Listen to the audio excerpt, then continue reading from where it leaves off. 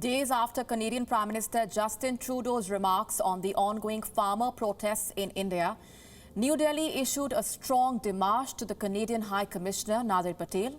What warning did India send out to Canada? And what explains Canada's activism over the ongoing farmer protests in India? In the next 4 minutes, we try and better understand what's going on. I'll start with the warning. The Canadian High Commissioner was summoned to the Ministry of External Affairs of India earlier today.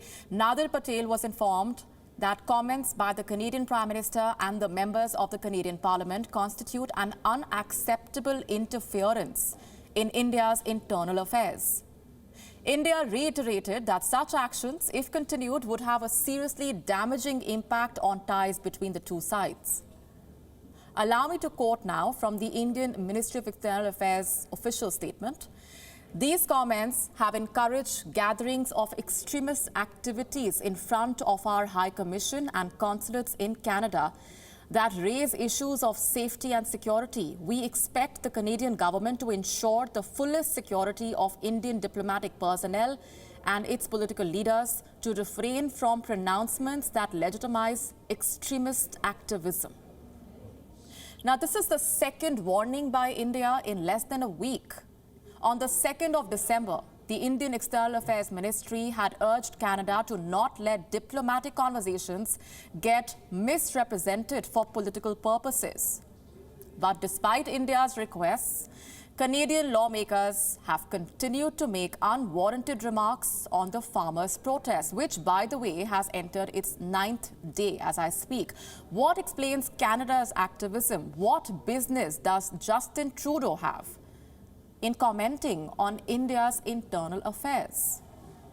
Well, it all seems to be a part of Trudeau's political strategy to appease the Sikh vote bank in Canada. The Sikh community in Canada may comprise 2% of the country's total population, but they have come to wield more power than most of their immigrant counterparts. They have become an influential vote bank. In the 2019 Canadian federal election, as many as 18 Sikhs were voted to the country's parliament. Out of these, 13 belonged to Justin Trudeau's Liberal Party, 4 were from the right-leaning Conservative Party, and 1 from the New Democratic Party. The Sikh community also has a voice at the highest levels of power. Justin Trudeau's own cabinet has 3 Sikh members of parliament. This includes Nadir, the Minister of Innovation, Science and Industry, Bardesh Shagar, the Minister of Diversity, Inclusion and Youth, and Harjit Sajjan, who has served as the Minister of National Defence since 2015. And by the way, the presence of the Sikh community is not restricted to the current government. The New Democratic Party, which bagged 24 seats in the last election, is led by a Sikh, Jagmeet Singh.